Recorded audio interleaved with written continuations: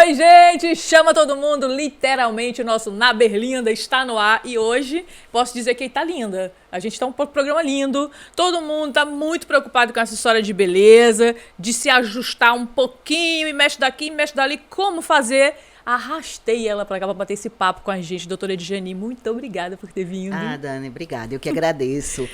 O carinho, você sempre gosta de acolher todo mundo, né? Quem fica ali seguindo lá nas redes sociais, que quando a gente segue alguém na rede social, é como se a gente estivesse dentro da casa dele, É né? verdade. Então é como se a gente conhecesse aquela pessoa profundamente e a gente vê o quanto você é acolhedora, Amém. né? Sempre tá preocupada com o outro e por isso eu me sinto lisonjeada de estar aqui com você. Eu que sou, cuidado por essas mãos. Gente, é uma coisa impressionante, assim, eu cheguei e assim, a gente deu uma mexida boa em mim. Foi. Ninguém notou.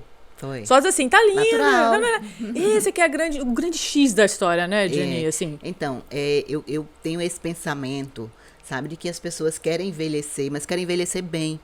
Essa moda é passageira de grandes transformações, onde a gente olha para a pessoa e se choca. Né? Você está acostumada a ver a pessoa e de repente ela parece transformada e aí choca. Isso é uma moda que é passageira. O que a gente visa é a saúde. Né? E não é muito melhor as pessoas olharem para você e dizer, Dani, tu tá mais bonita, tu tá fazendo o que tu tá mais bonita? E não saber identificar o que é. O que não é. Então, até esse nome de harmonização facial, eu não gosto muito dessa nomenclatura. Qual que seria a mais adequada? Eu prefiro usar o gerenciamento do envelhecimento.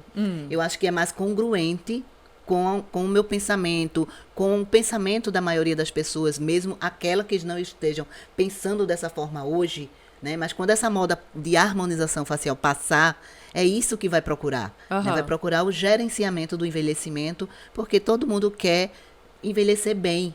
Não é? Se a gente perguntar a qualquer pessoa assim, quer ser feliz? Todo mundo vai dizer que quer ser feliz. Você quer envelhecer bem? Quer envelhecer bem. Porque ainda mais se você não envelhecer, é porque você morreu cedo. Né?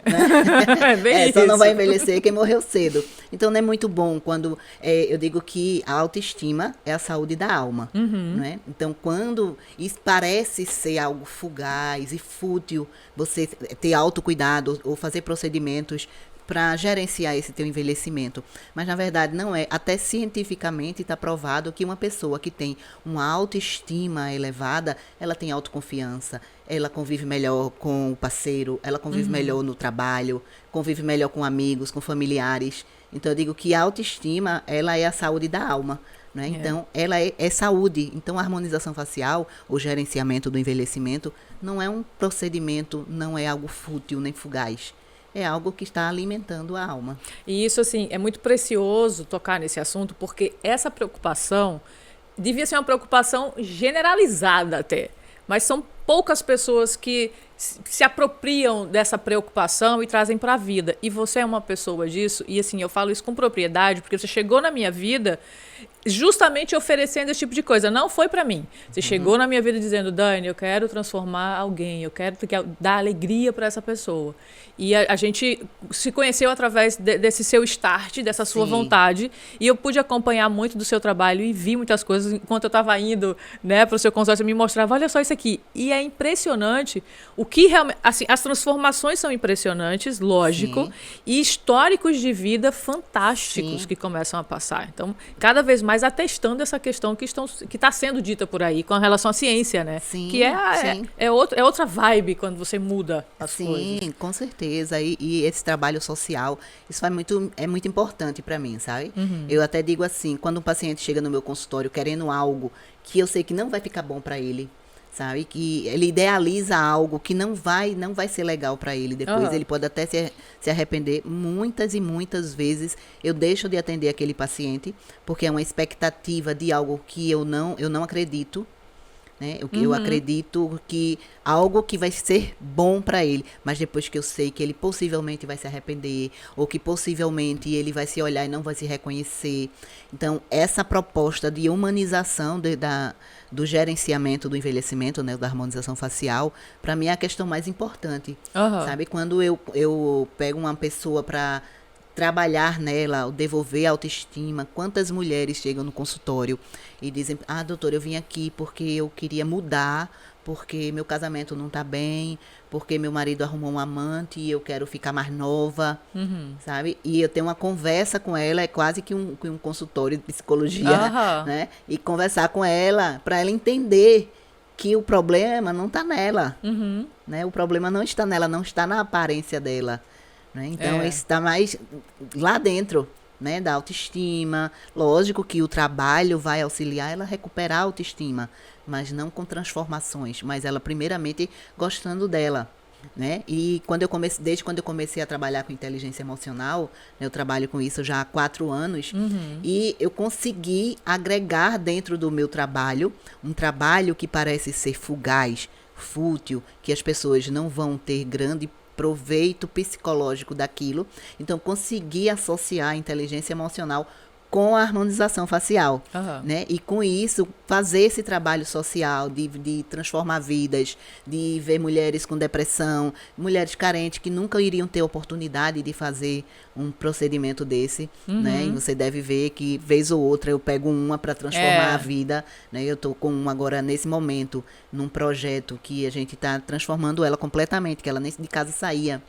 Nem de casa ela saía, e a gente está num projeto agora com ela, porque é um projeto que, embora a gente tenha apoio de empresas, né, várias empresas que patrocinam, mas é muito dispendioso, é muito custoso, o valor é muito alto, né, um valor muito alto. Sim. Mas os produtos em si são muito caros, são bastante caros, mas a gente tem as empresas que apoiam, né, sempre tem alguma outra empresa de nível internacional que está apoiando, que está pagando o tratamento para aquela paciente.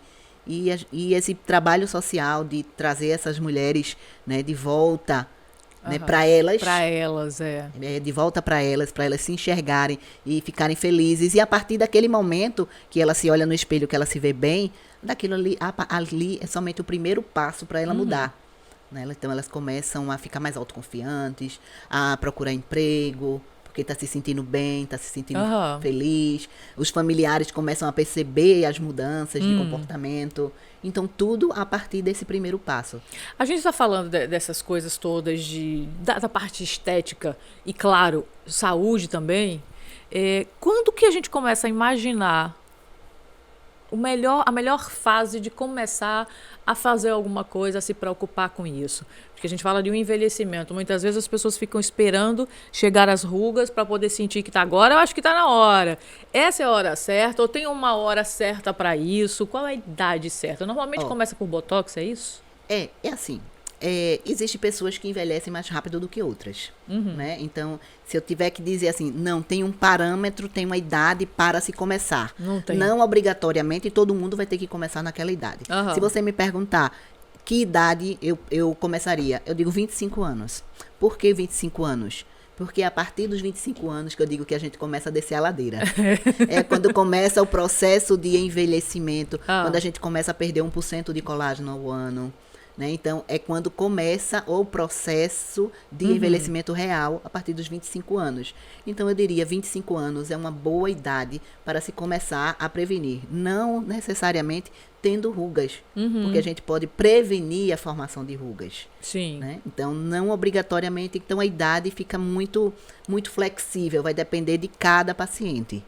É verdade que essas histórias de pele mais branca, envelhece mais rápido, a pele mais negra não, isso é verdade mesmo? É verdade.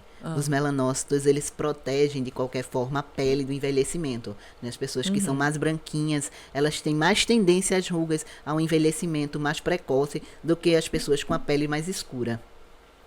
Tá aí, povo, vamos cuidar mais cedo, ficar atento, na verdade, né? A esse tipo de cuidado. E é justamente por isso que é tão importante o uso de protetor solar. Sim. Né? Protetor solar deveria fazer parte da cesta básica. É verdade. As pessoas não pensam, mas protetor solar e fio dental deveria fazer parte da cesta básica. É mesmo? É a saúde bucal e a saúde da pele. Da pele. E a gente, no mundo que a gente vive, esse sol da gente, que é uma lua de meio-dia, até na sombra dá trabalho. Até a gente aqui dentro também. É verdade. Precisa até aqui dentro. Solar. Eu nem passei hoje. Ferrou. Luz branca. Tô de Ferrou, olho, viu? Tô de castigo, ó, logo na tô frente de quem. Mas aí vamos passar para outro negócio. Eu sair daqui para não ficar na berlinda eu. Aí, veja só. O Botox virou uma febre. virou uma febre. Todo mundo quer fazer aplicação de Botox, todo mundo quer Botox, tudo virou Botox, aqui é Botox, tudo que é Botox.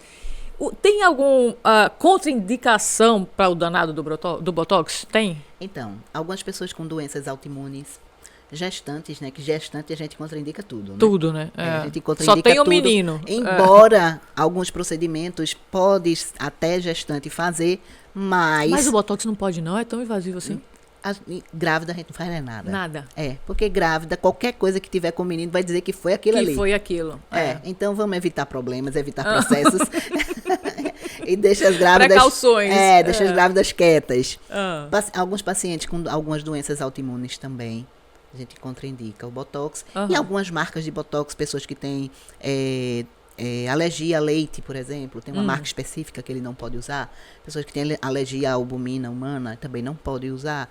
Então, existem casos específicos de Botox. Mas, de maneira geral, é uma medicação... Que conseguiu ser quase que universal, então, né?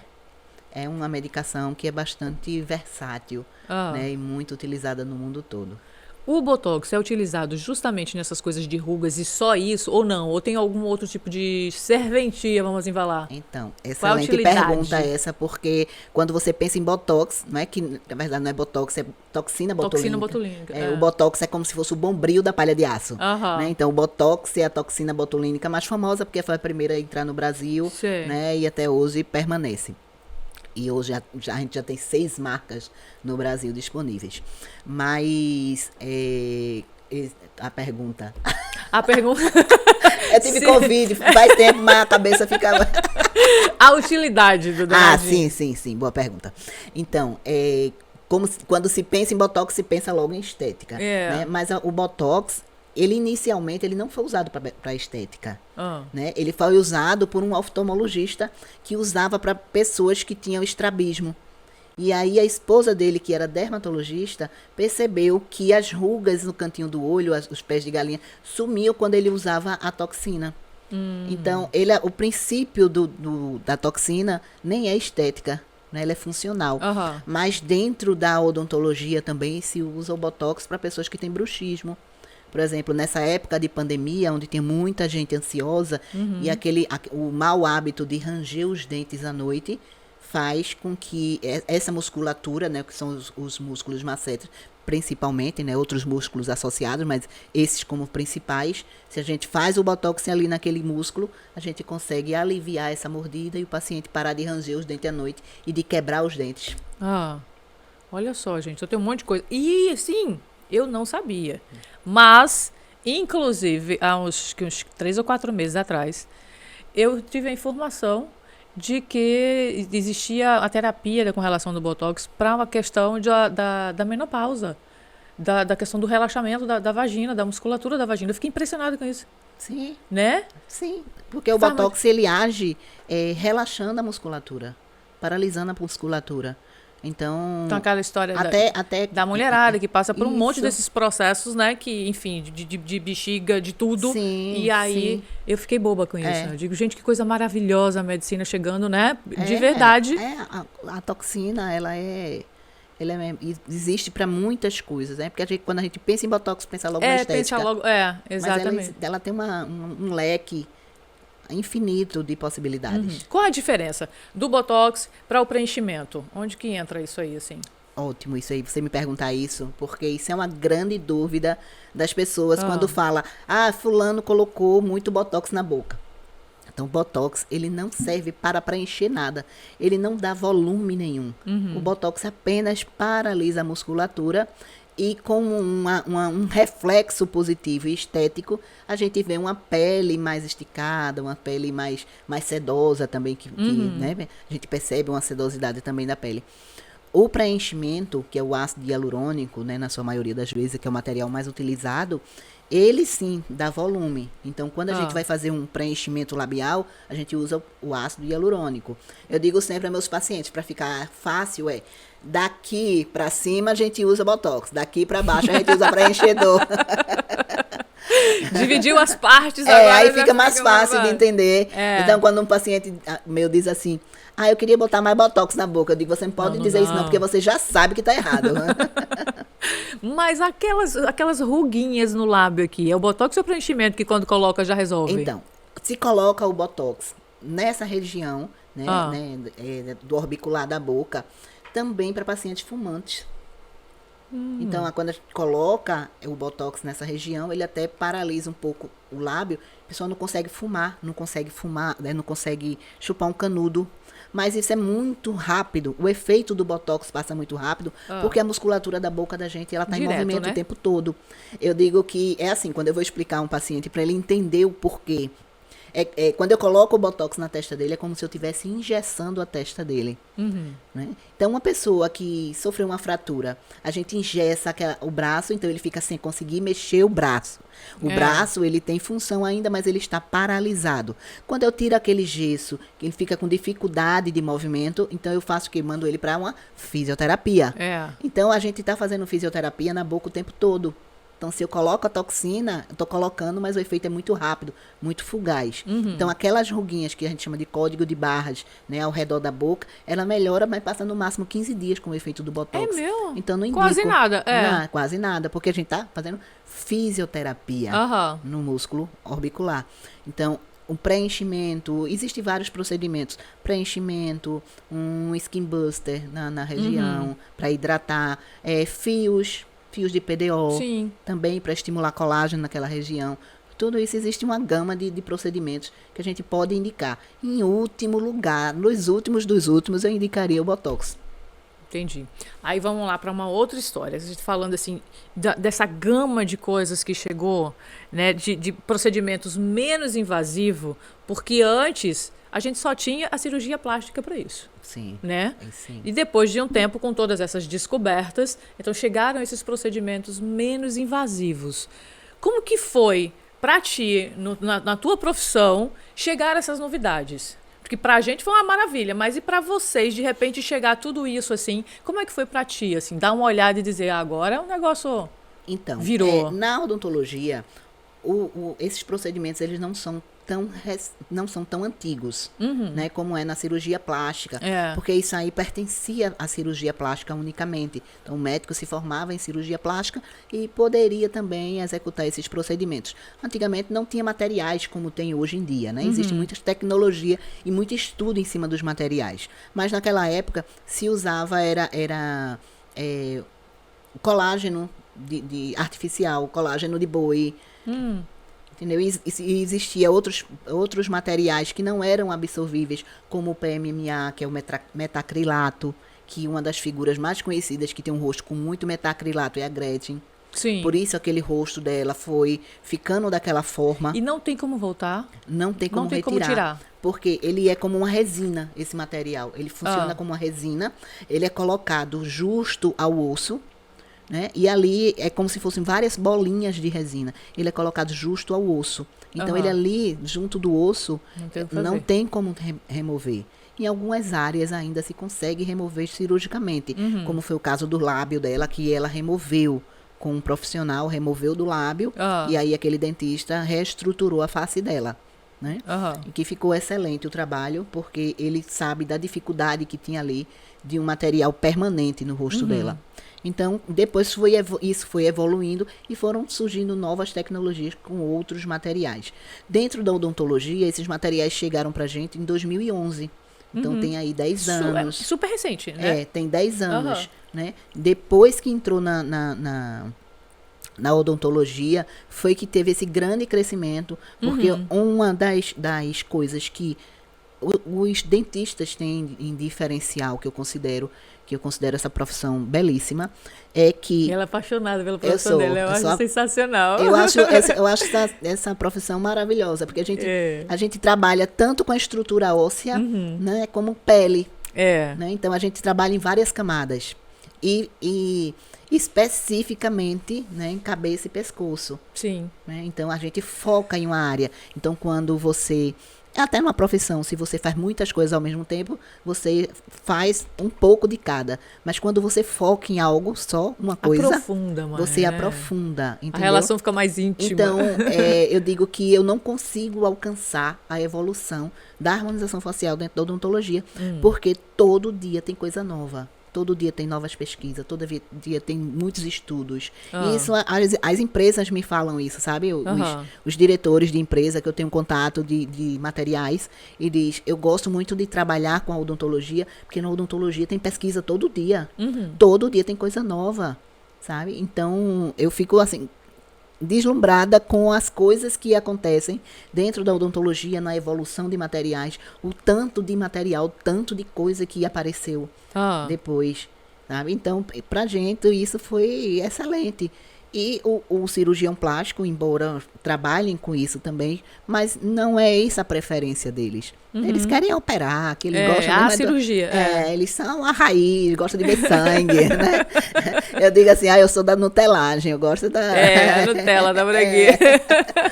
Então, e depois entrou a dermatologia também, né? Nessa área que não era uma área da dermatologia, que até se você procurar lá no dicionário, tem lá que dermatologia é estudo das doenças da pele. Da pele, doenças da pele.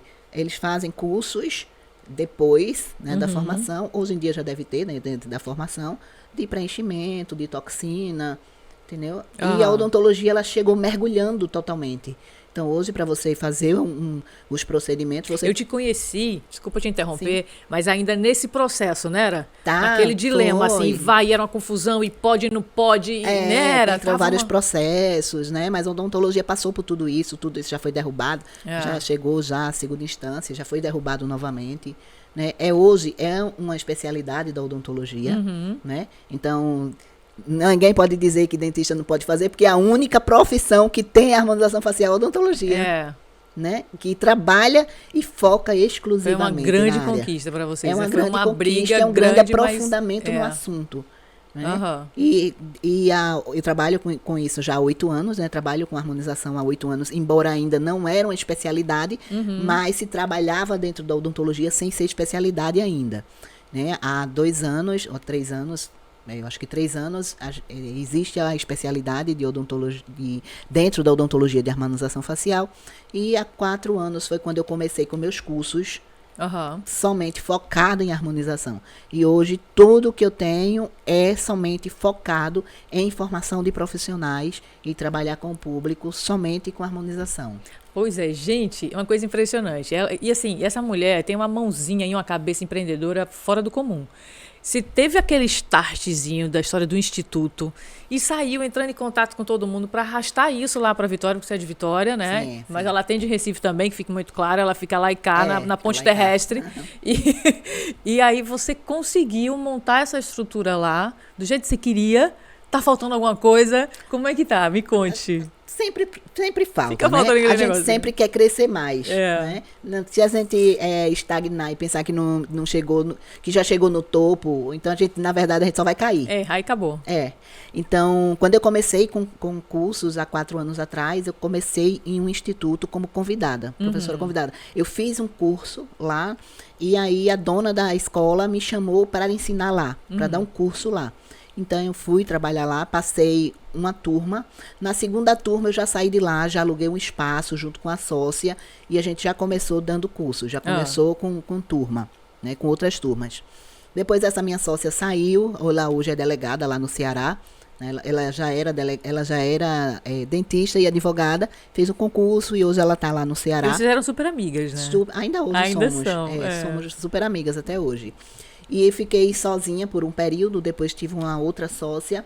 Mas aí foi durante a pandemia, né? Que todo mundo, enfim, enlouqueceu, ficou puxando os cabelos dessa mulher. Patinou linda na pandemia. Cresceu de negócio, uma coisa linda de ver. Foi. Aí foi durante a pandemia que eu disse assim, rapaz, agora ou vai acabar o curso, ou eu choro, ou eu vou vender lenço.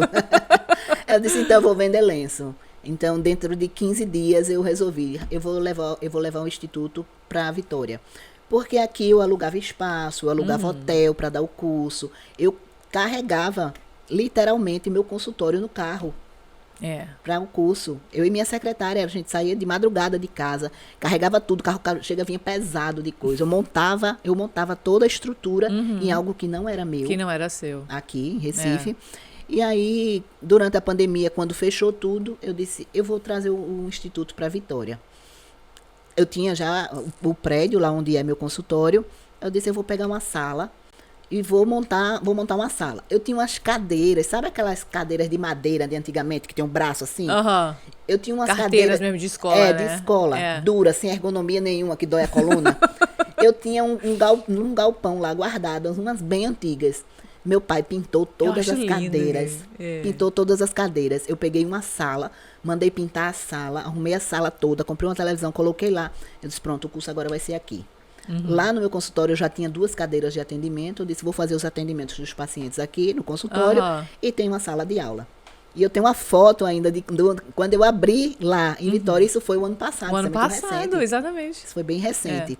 Depois, no final do ano, eu resolvi que queria fazer Mas nesse momento, você já tinha as alunas para esse curso ou não? Já, porque eu já estava na minha 6ª turma. Né? E aí, quando parou a pandemia, eu tinha que fazer algo para que eles aceitassem ir para Vitória.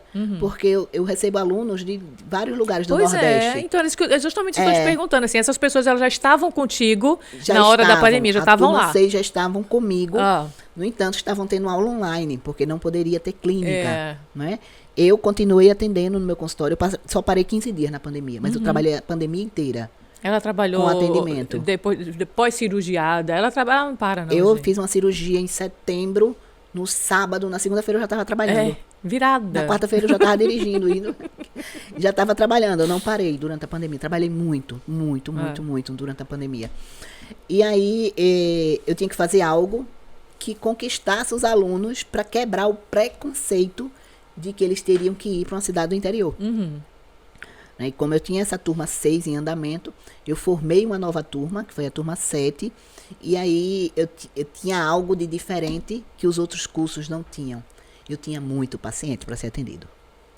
Então, quando os alunos foram para lá, para Vitória, e eu preparei tudo para eles, assim, com o maior carinho, pensando em cada detalhe. E quando eles chegaram lá, o tanto de pacientes que eles tinham para atender, então aquilo ali eu comecei a conquistar. Né? Então, esse aí eu quebrei o preconceito, que seria a parte mais difícil de levar pessoas para Vitória, seria isso, a distância. E que não é tão distante assim, só são 40 quilômetros. Ali pertinho. É porque quando a gente fala Vitória, e todo mundo já pensa que eu moro no meio do mato, na seca, e que demora horas para chegar lá. Logo aqui. É o primeiro pensamento. É verdade. Então, principalmente para quem é de outros estados. Né? Porque eu tinha aluno do Ceará, muitos alunos da Paraíba. Hoje eu tenho uma turma que 50% dela é da Paraíba. Todos os alunos que vêm de fora e ficam hospedados na cidade, movimenta a cidade. Movimenta a cidade. Minha cidade hoje não tem turismo. Embora tenha muitas coisas importantes da história nacional na cidade. Mas ela hoje não tem turismo, mas me parece que esse governo agora lá tá com projetos. Vamos torcer para que sim, né? Para isso, porque a cidade tem muita história, sabe? Principalmente bem importantes no cenário nacional. E aí foi quando os alunos foram para lá. E agora eu já estou formando a minha 12ª turma. Olha que coisa linda de ver. 12ª turma. E viramos uma referência. Hoje eu tenho um único curso de Pernambuco que tem um selo nacional da Associação Brasileira de Harmonização Orofacial. Né? A gente tem um selo que qualifica o curso da gente como um dos melhores. Né? E é lá na cidade do interior, lá em Vitória. Lá em Vitória, aqui do lado. Essa história dos cursos que você falou, tinha um monte de pacientes lá.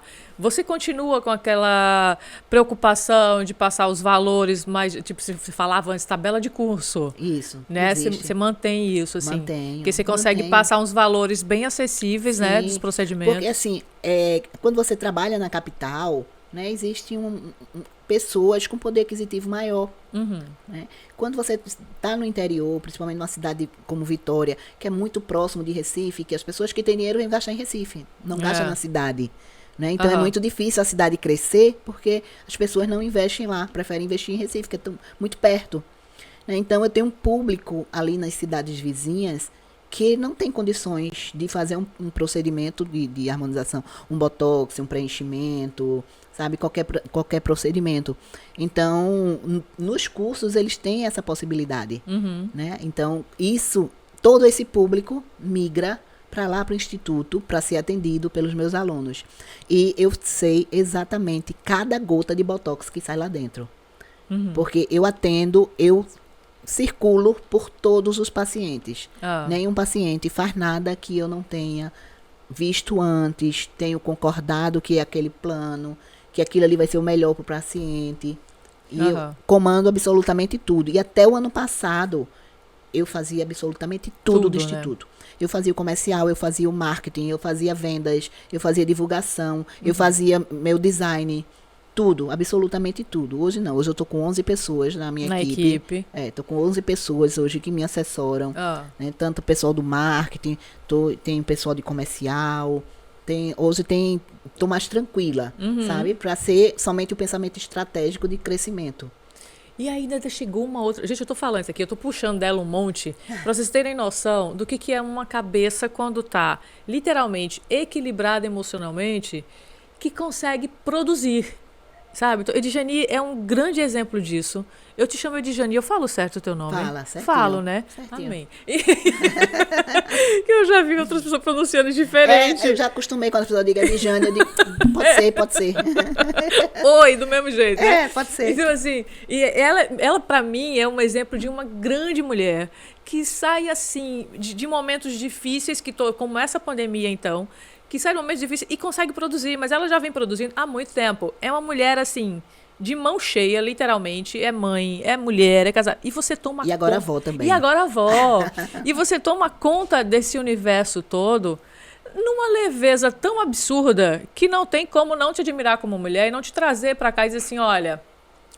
existe, é real, se inspira e vamos pra frente. Porque você faz isso na tua vida todos os dias. Todos os dias. Eu agradeço demais você ter topado vir de cara. Ela nem perguntou do que a gente ia falar, nem disse nada. E ela é corridíssima, a agenda dela. Corridíssima. Então, assim, pra mim tá sendo um prazer gigantesco mostrar um pouquinho da tua cabeça brilhante pra essa galera toda se inspirar. De verdade. Obrigada, Jane. Adoro você de paixão, assim. Obrigada. Ainda teve uma outra história que você me contou que estava levando também para o seu trabalho. Você ainda chegou a me convidar, Dani, vamos, eu digo, bora. Terminou que eu entrei na minha reforma e a gente perdeu um pouco essa meada, esse fio da meada. Você colocou aquilo em prática? Aquela história do curso que você ia fazer? Da inteligência emocional? Da inteligência emocional. Tá rolando o curso, tudo? Tá rolando, já estamos na segunda turma. Olha só. Depois que eu estava com tudo estruturado... Você viajou também para poder montar essa história fora, não foi? Pesquisando? Foi. Fala pra gente um pouquinho disso aí. Como eu trabalho há 4 anos, assim, eu trabalhava como voluntária, né? Com inteligência emocional. Eu fiz um curso de inteligência emocional chamado de Eneagrama. E aí eu me apaixonei pelo Eneagrama, sabe? Eu digo que a minha transformação de vida foi primeiro porque Deus quis que eu transformasse. Amém. E segundo porque eu conheci o curso, o treinamento do Eneagrama. E eu passei 4 anos como voluntária. Eu vinha para Recife. Minha terça-feira, que era na terça-feira que tinha em Recife, a minha terça-feira era toda dedicada ao Eneagrama. Era ajudar pessoas. Eu não trabalhava nesse dia. Era somente ficar como voluntária mesmo naqueles treinamentos. E aí a proprietária do Eneagrama, do Instituto, que é de São Paulo, que é Carol me convidou para ir para Minas, assim como você me convidou para cá, que eu não perguntei. Quando é alguém que eu sei que é para coisa boa, eu nem quero saber. Se tá me convidando, eu sei que é bom, eu vou. Ela disse, Edjani, vamos para Minas comigo, para um aprofundamento de Eneagrama? Aí eu disse, vamos. Agora. E eu nem sabia como é que ia ser isso, né? Eu comprei a passagem, paguei lá o treinamento. Aí depois que eu disse a meu marido, eu digo, eu vou pra Minas com Carol. Ele disse, vai fazer o que em Minas? Eu disse, eu não sei. Ela me chamou, eu sei que é bom. Eu vou.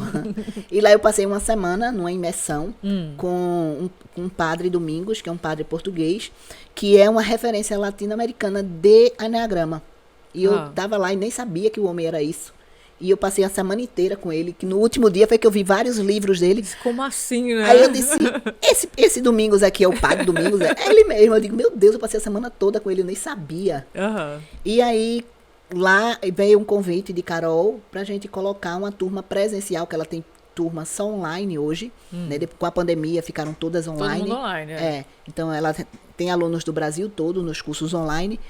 E eu queria novamente trazer o presencial para cá, para Pernambuco. Aí eu peguei, em um mês eu contratei uma empresa, mandei fazer um auditório, peguei um apartamento do primeiro andar, mandei quebrar o apartamento inteiro, fiz um auditório que ficou lindo, do jeito que eu queria. Abri o auditório e a gente abriu a primeira turma de Eneagrama.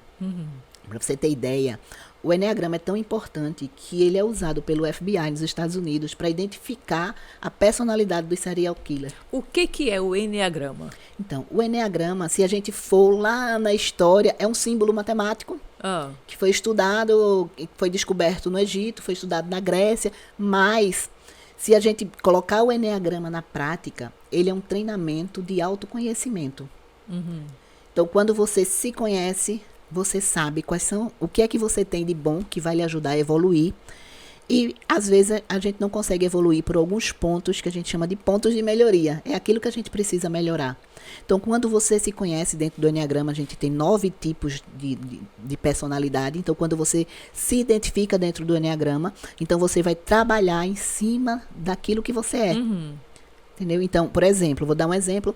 Eu sou um tipo 7 de Eneagrama. O tipo 7, ele é o tipo que é inovador, sabe? Que consegue resolver problemas muito rápido. Como que você chega nesse resultado? O Eneagrama te ajuda a chegar nesse resultado? Ajuda você a chegar nesse resultado. Mas isso aí, qualquer pessoa pode ir lá no Google, fazer teste de Eneagrama. Você consegue fazer um teste de Eneagrama. Aí vai sair esse sim. Só que você saber o seu tipo de Eneagrama vai servir de quê se você não sabe o que fazer com isso? Não sabe o que fazer.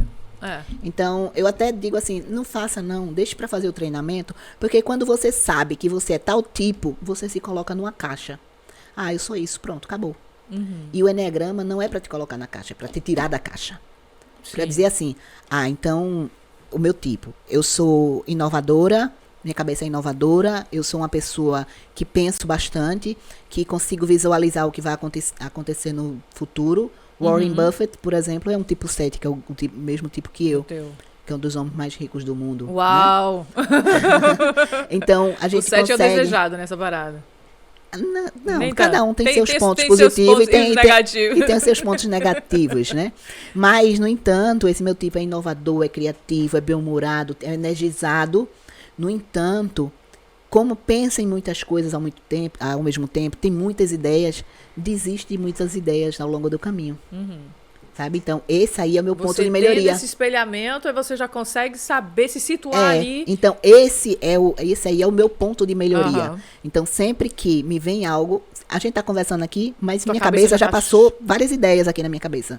Várias ideias de negócio, inclusive, né? Principalmente. A gente pensa em várias coisas assim, ganhar dinheiro é muito fácil pro tipo 7. O tipo 7 é aquele que consegue pensar na solução do problema rapidamente, que foi isso que eu fiz na pandemia. Quando tava todo mundo se queixando, eu tava pensando, o que é que eu vou fazer para ganhar dinheiro? O que eu posso resolver? Então, o tipo 7 tem isso. No entanto, como pensa em várias coisas ao mesmo tempo, desiste de várias coisas ao mesmo tempo quando aparecem os problemas. Porque ele precisa sempre ser positivo, é um positivista. Sim. Então, como eu sei que o meu perfil tem esse ponto de melhoria, então eu trabalho esse meu ponto de melhoria. Então, por exemplo, eu ia me inscrever no mestrado e eu passei uma semana pensando quais seriam os possíveis problemas de eu me inscrever no mestrado para ver se eu realmente iria fazer aquilo. Mesmo. Então, por quê? Eu fiz o Eneagrama, eu tenho conhecimento disso, então eu paro para pensar antes. Eu paro para pensar, pronto, agora eu estou pensando num projeto, falei com a pessoa do projeto, mas eu disse assim, mas eu ainda preciso pensar para ver se realmente eu vou continuar. Porque o tipo 7, ele tem dificuldade de acabativa. Então, eu preciso pensar quais os possíveis problemas. E, às vezes, quando eu estou com vontade de desistir, eu digo, não, é meu perfil, eu tenho que continuar. Vou continuar até o fim, para concluir. Então, te dá essa segurança, né? Então, o conhecimento te o dá Eneagrama me ajuda nisso, sabe? Então, depois que veio o convite de Carol, eu disse, vamos fazer. Montei um auditório. E a gente já está na segunda turma. Carol vem toda semana de São Paulo. Ela mora em São Paulo, mora em Paulínia, no interior. E ela vem toda semana, toda segunda-feira à noite. Toda segunda-feira, minha segunda-feira é dedicada ao Eneagrama. E à noite a gente tem um treinamento com as pessoas, empresários, donas de casa, qualquer pessoa. Carol é minha mentora, né? Então, a gente precisa ter um mentor, né? Principalmente quando está nos negócios. E Carol é minha mentora. E ela é mentora de presidente da Unilever, equipe da Pague Menos, da farmácia Pague Menos. Então, é uma pessoa, assim, ela é tão evoluída que eu, às vezes ela tá falando, eu fico olhando assim pra ela e falo assim, meu Deus, obrigada por ter colocado essa mulher na minha vida. sabe? E eu consigo trazer ela toda semana, né, para Vitória, porque ela viaja da cidade dela para Campinas, pega um voo, chega em Recife, pega um carro, vem para Vitória, isso toda semana. Toda semana. Toda semana para desenvolver pessoas. Isso é maravilhoso, né, Djaninha? Isso Porque vocês vão vendo os resultados, assim, de pessoas totalmente destravadas, né? Totalmente. Em todos os sentidos. Em todos os sentidos. Aí daí eu começo aqui a pensar, a gente estava conversando, eu começo a pensar assim, como é que foi o teu crescimento, assim, como gente? Você é nascida e criada em Vitória?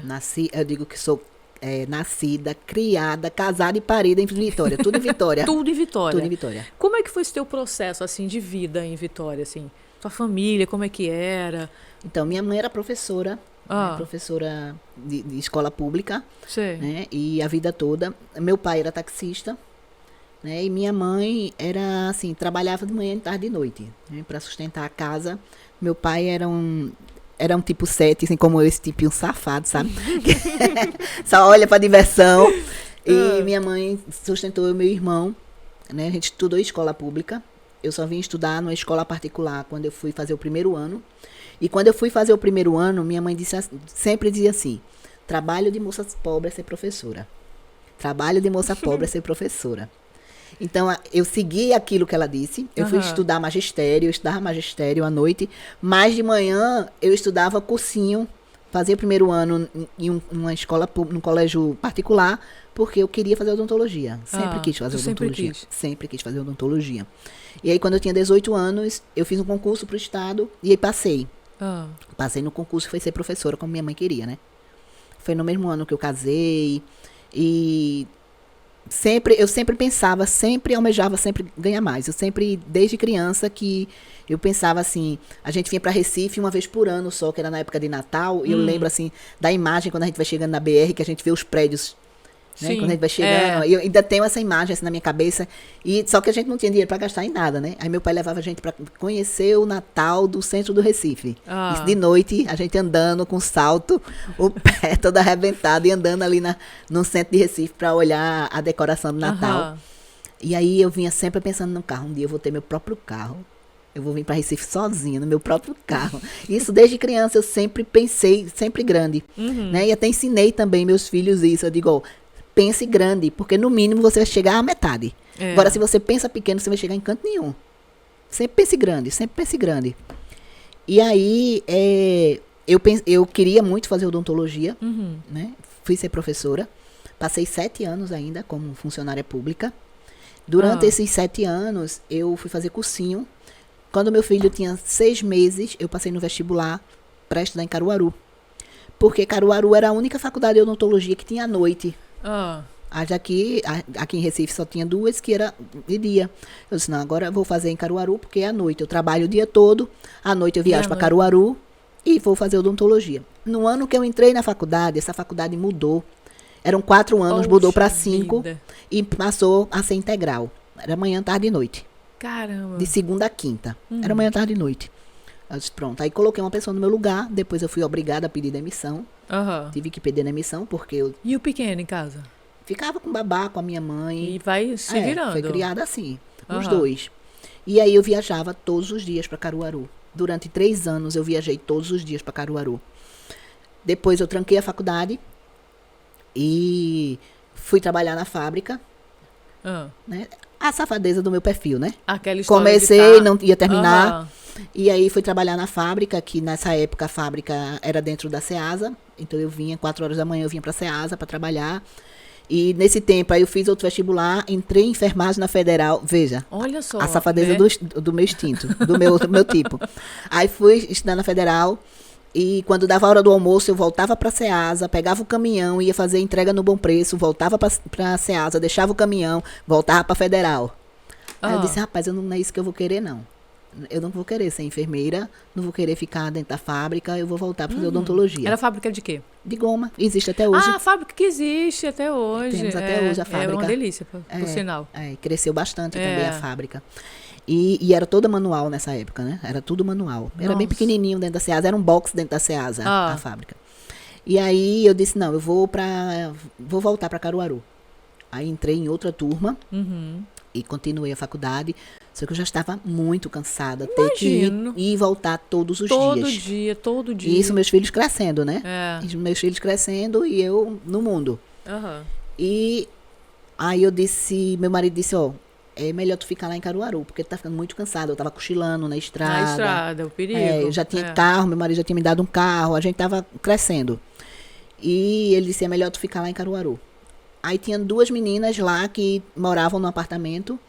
E aí eu fui dividir apartamento com elas. Passei 2 anos ainda assim. Eu ia pra Caruaru na segunda, só chegava em casa na quinta. Pra passar o final de semana, Pra né? passar o final de semana. E aí foi quando eu, dentro da faculdade, eu movimentava tudo dentro da faculdade. Eu sempre fui enxerida. Eu digo que eu sempre fui enxerida. Que todo mundo dentro da faculdade me conhecia, eu movimentava. Eu era fui monitora de 5 disciplinas. Eu tinha amizade com todos os professores. Tinha professor que chegava, era um casal, que era... Ele até faleceu, Paulo Esperança. Quando ele chegava com a esposa dele, ele me procurava na faculdade para almoçar com eles. Ah, Tinha amizade com todos os professores. E movimentei, fiz simpósio dentro da faculdade, organizei semana de pacientes especiais, congressos, organizei de tudo dentro da faculdade. Aí terminei minha faculdade. Quando eu terminei, meu marido já tinha montado meu consultório da forma que eu queria. Ele montou tudo. Então, quando as pessoas olham assim e dizem, então para você foi fácil, que se formou e já tinha um consultório montado, né? É o contrário, viu? É muito mais fácil você sair despreparado, imaturo, sem tanta prática, ir para um serviço público, para depois montar o seu consultório e continuar crescendo, do que você já começar com um consultório top. Eu saí da faculdade, fui para o consultório top, que era o meu consultório. E aí a minha responsabilidade era muito maior. Era maior. Era muito maior. E na época você não tinha clientela ainda, tinha? Não tinha clientela. Não tinha. Isso só faz Você tá 16 anos. zerado. Você tá zerado. É um começo, né? Isso só faz 16 anos. É. E aí eu fui atender o pessoal, e aí eu sempre com o pensamento de eu vou fazer o melhor que eu posso. Sempre, eu vou fazer o melhor que eu puder. Eu vou fazer da melhor forma possível. Porque eu não podia errar. Eu não podia errar. Porque se eu errasse, se eu não fosse boa o suficiente, aquilo ali não ia permanecer. Então, eu passei por muito sufoco dentro da clínica. Até chegar o tempo, em 2013, quando eu fui fazer o meu primeiro curso que era somente botox e preenchimento. Aí pronto, foi quando eu comecei diversificando. Em algum momento desses, chegou uma hora que fez assim, vou parar com isso tudo. Pensei várias vezes. Tem, né? Várias vezes. Só que é assim, se você parar é pior, porque vai ficar as contas pra você pagar e você vai tirar de onde? Aí já vem o 7. No Vai instante. fazer o quê? Vai fazer o quê pra pagar essas contas aí? Não tem conta pra pagar? Então não pode parar não, se parar é pior. Então vamos trabalhar. Pra você ter ideia, eu atendia um paciente a cada 15 minutos. Gente do céu. Como que dava A cada tempo? 15 minutos e fazendo bem feito, viu? Olha só. E fazendo bem feito. Aí eu contratei um consultor financeiro, Ah. que ele hoje é até professor dos meus cursos, que eu tenho essa preocupação que os alunos tenham também um entendimento das finanças e faça mentoria de carreira também para que eles continuem. Importante, né? Sim, é uma coisa que tem no meu curso, que não tem em outros cursos. Aham. E que eles continuem dentro da profissão. E ele disse assim para mim, como é que você se imagina daqui a 10 anos? Você vai aguentar atender um paciente a cada 15 minutos? Sabe? Aí me veio aquela preocupação. Quando foi há 2 anos atrás, eu atendia convênio. E eu dizia, meu Deus, isso aqui nem é uma doença. Eu morro de trabalhar e cadê o dinheiro no final do mês? Aí eu disse à minha secretária, quando foi um dia, eu me lembro, foi no mês de agosto, 24 de agosto, eu estava fazendo uma restauração na paciente.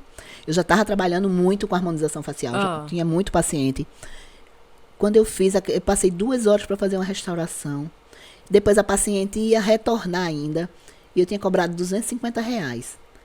Eu disse, meu Deus, eu tô essas horas todinha para apurar R$250, né? Que eu não estava ganhando R$250. Aí eu chamei minha secretária, Graça, que trabalha comigo até hoje. Gracinha, uma fofa. Aí eu disse, Graça, esse aqui foi o último dente que eu peguei na minha vida. Nunca mais marca um paciente de dente para mim, viu? Eu disse, agora eu vou focar somente em harmonização. Vou ficar somente nisso agora. Pronto, então hoje eu sou uma referência por causa disso, porque é meu foco, eu sou exclusiva da harmonização facial. E você continua bem rapidinha. Continuo rápida. Bem rapidinha. Eu posso dizer. Continuo rápida. Mas isso é uma característica tua mesmo, né? É uma Jenny? característica minha.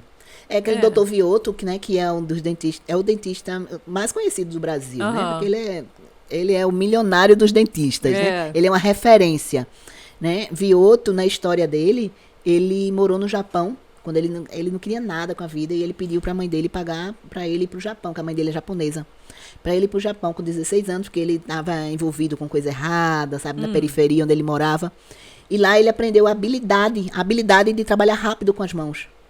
É porque linha de produção, né? E ele trabalha tão rápido com as mãos que lá na clínica dele tem um profissional para fazer cada coisa. Você coloca a lente de contato, tem um profissional que vai fazer o escaneamento, outro que vai fazer o preparo do dente. E no final é que o paciente vai para ele, porque ele tem a habilidade de fazer, colocar as lentes bem rápido. Então, a habilidade que ele tem para isso. É a mesma coisa, eu tenho uma habilidade de ser rápida com as mãos. Não, e ela nem por isso deixa de conversar com a gente, de passar pra gente o que ela tá fazendo, o que é que precisa. E tipo assim, você entra, daqui a pouco já saiu e nada de dor. Eu não sei como ela consegue fazer esse negócio, porque ela coloca o anestésico, ela faz o procedimento em tempo recorde e tá tudo resolvido. É muito teu disso, é uma característica sua mesmo. É uma característica minha. É a agilidade, eu tenho essa agilidade manual. E o importante é agilidade manual com acerto. Porque não adianta ser rápido e errar muito. E aí ter... Você já teve alguma dor de cabeça nessas coisas? Já tive uma dor de cabeça, assim, muito grande. De uma paciente que eu atendi há uns 3 anos atrás, sabe? Era uma paciente daqui de Recife, da alta sociedade. E eu fiz um nariz nela. E ela teve não sei, depois ela foi para uma festa, não sei o que aconteceu na festa. E no outro dia, essa paciente estava com o rosto todo inchado e esse nariz em processo inicial de necrose. Jesus. E eu vinha todos os dias para Recife atender essa paciente na casa dela, fazer laser na casa dela. Eu tinha que esperar ela acordar, porque ela tomava muito remédio para dormir, sabe? E passei a medicação e ela não estava tomando. Aí o motorista dela relatou que tinha que falar com alguém, uma pessoa que cuidava dela. E era como se fosse uma babá dela. Sei. E eu tinha que falar com essa pessoa, para a pessoa dar a medicação a ela, que ela não tomava. Sabe? Ela tomava muito remédio para dormir. Mas eu consegui reverter a situação. Ela ainda gostou tanto do nariz que 1 ano depois ela me procurou para fazer o nariz novamente. Eu fiz o nariz dela, mas só que dei várias recomendações, coloquei... Aí na época eu lembro que eu coloquei uma plaquinha no nariz dela para ela não passar a mão, tá? Porque eu acho que ela passou a mão contaminada. Para ela não passar a mão. Aí ela disse, da outra vez você não colocou isso. Por que você tá colocando isso? Eu disse, sabe aquele colar que coloca no cachorro assim, pra ele não passar a pata? É a mesma coisa que eu tô fazendo contigo agora. É a mesma coisa. Então não teve problema. Depois ela já me procurou de novo para fazer, mas aí eu vi que ela tava pior, sabe? Usando muita coisa, muita medicação, eu digo, eu não vou mais mexer, porque eu já tive o primeiro aviso, agora eu não vou fazer mais não. Eu ainda tentei de novo, fiz de novo, né? Tentei, né? Eu fiz, deu certo. Mas não vou ficar me arriscando, porque eu não sei, depois que ela sai do consultório, eu não sei o que o paciente vai fazer. Essa história é interessante, eu já vi alguns procedimentos que você fez de nariz, a gente mexeu, inclusive, na ponta do meu nariz também, né? Foi. E eu já vi assim, tipo, no meu acho que você não fez quase nada, porque eu não vi diferença. Se fez, a gente vê só na foto, né? Que tem uma diferença ali. Mas eu já vi cada nariz que você fez, que benza a Deus, que parece uma cirurgia plástica. Né? O resultado é muito positivo. Sim, fica lindo. Eu fiquei impressionada. Teve alguns outros que você postou agora há pouco que mudou completamente o nariz, né? Sim. Mudou completamente o nariz. Então, assim, isso tudo com harmonização facial já é possível. A gente já está vendo acontecer. Muito mais é possível do que o que eu faço. Porque tem toda uma parte cirúrgica também hoje da harmonização. Tem toda uma parte cirúrgica da harmonização, né? Eu tô com uma parceira que tá para ir trabalhar comigo agora, que eu disse a ela, você vai vir trabalhar comigo depois que você fizer o treinamento de inteligência emocional, porque eu preciso ter uma equipe nivelada. Aí ela terminou o curso ontem. Ai, meu Deus, já vai chegar um monte de novidade. Aí eu já disse a ela, mande agora o portfólio para mim, que eu vou colocar no meu portfólio, que você vai fazer a parte cirúrgica da harmonização na clínica. Você fica com a parte raiz e eu fico com a parte Nutella. Aí, então, a parte de sangue vai ficar toda para ela, toda a parte cirúrgica. Mas tem como fazer muita coisa hoje com a harmonização cirúrgica. Muita coisa. Mas essa harmonização cirúrgica, existe algo mais invasivo, é isso? Aí tem invasivo, mesmo? Tem. É mais invasivo. Mas se consegue fazer na clínica normal, sem precisar, na clínica, com anestesia local, sem dor nenhuma. sem internamento, Ah. sabe? Você fechar a aba do nariz, você levantar o nariz. Porque essas coisas, quando faz Orelha com de abano. preenchimento, tem um tempo que vai voltar. Tem um né? tempo que vai voltar. Porque isso tem que ficar Orelha de refazendo. abano, por exemplo. Agora, todo mundo usando máscara, todo mundo ficando com a orelha.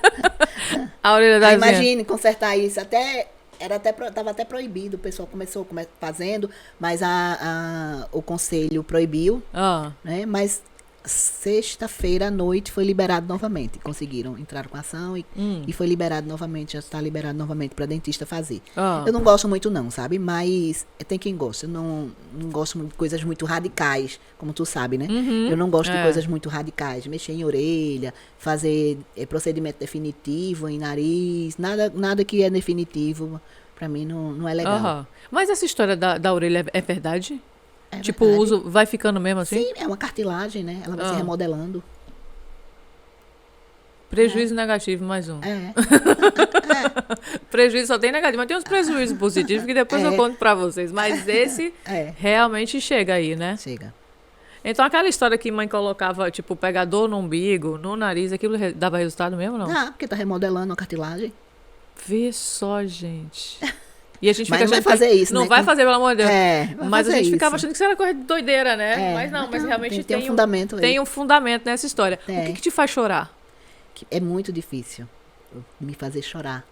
Isso é uma característica do meu perfil também. Eu tenho conhecimento disso. Porque às vezes eu ficava pensando assim, meu Deus, eu vejo a pessoa chorar, eu não tenho nem vontade. Eu fico pensando, por que a pessoa tá Não tenho nem chorando? vontade, é ótimo. Eu não tenho nem vontade de chorar, eu não consigo chorar. Ah. Mas hoje eu entendo por quê. Eu tenho um emocional reprimido, isso é característica do meu perfil. Eu tenho um emocional reprimido. Eu tenho um ativo muito forte. Eu sou uma pessoa muito mental, que tem um ativo muito forte. Essa e tem um emocional. positividade também ajuda nisso, que já é característica tua? Principalmente. É por aí, né? Principalmente. Porque é muito difícil pra gente enxergar problema. Se você me perguntar, ou assim, me diz aí um problema que tu tá precisando resolver. No meu perfil não vem à mente. É muito difícil. É até um exercício que a gente tem no treinamento de fazer uma lista e a gente não consegue fazer a lista. Incrível que a gente não consegue enxergar as coisas Porque negativas. você já enxerga a solução daquilo, A gente só né? enxerga a solução, a gente só enxerga que vai dar certo. Quando tem pessoas que enxergam os possíveis problemas, a gente não consegue enxergar o problema. Então é muito difícil me fazer chorar, muito difícil. Já sorri. Assim, eu tinha um sonho de ser avó, né? Tinha um sonho de ser avó. Eu tava só esperando por esse momento. Quando minha filha contou, eu fiquei, meu Deus, cadê a emoção? Cadê o... Não que não tenha, né? Fico só racionalizando, é muito difícil ter emoção. Isso dificulta um pouco a relação em casa, não? Num momento como esse, assim, a tua filha percebe, acha que isso é falta de amor, ou ela já entende isso, tem um processo... Lá na minha casa são todos enneagramados. Então todo mundo já tá entendendo então todo a mundo situação. entende a situação, já todo mundo entende, todo mundo se entende. Então lá em casa todo mundo tem emocional reprimido. Olha só, todos. gente. É genético já esse negócio. Não, a gente entende que todos têm emocional reprimido, sabe? Minha filha também é bem direta, muito ativa, muito direta, objetiva. Sabe? Isso é uma característica da gente. Todo mundo lá em casa é assim. Vê que maravilha, gente. Esse ser humano aqui com a gente hoje. Muito obrigada por ter me colocado na sua agenda hoje, sem ser pra me furar. Mas é muito bom ser furada por ela. Gente, vocês têm noção, não. A primeira vez que eu cheguei no consultório, eu preciso te contar. Eu tive que ter mão pra segurar. Ela botou anestésico em mim, porque era câncer pra fazer um botox, que eu não tinha feito ainda. Eu já tinha, acho que era 42 anos. E você, como que você não tá fazendo esses cuidados? Eu digo, eu nunca fiz na vida. Porque eu tinha medo e tenho medo de agulha até hoje. E ela me convenceu aí, né? E ela disse, também, depois que você fizer, você vai ficar viciada nesse negócio. Depois. E realmente, a qualidade que a gente tem é absurda, né? E principalmente a gente que trabalha, não só a gente que trabalha com a aparência, mas assim, depois você vai vendo que é da vida, né? Sim. Traz uma outra história, assim. E aí eu fiquei, gente, com mão segurando, eu tava toda anestesiada, anestésico top, tudo quanto era lugar. E eu fazia, meu Deus, eu orei tanto. Mas depois, dito e feito, não vejo a hora de sentar lá de novo. E hoje nem quero mais saber de mão, a gente foi conversando, é uma maravilha. Muito obrigada por cuidar tão bem de mim, por ser essa pessoa incrível que irradia essa luz, essa positividade no mundo, viu? De verdade. Obrigada, Dani. Adoro você. Fiquei muito feliz de estar aqui hoje. E assim, quando as pessoas forem assistir isso aqui, então tem muita gente que não conhece minha história. E vai ficar conhecendo, porque eu contei tudo. Tudo! Ela tá na Berlinda, gente! Obrigada, meu amor. Deus te abençoe sempre. Você também. Tá aberto na Berlinda pra você eternamente, viu? Volte sempre. Obrigada. Beijo. Beijo. Valeu, povo!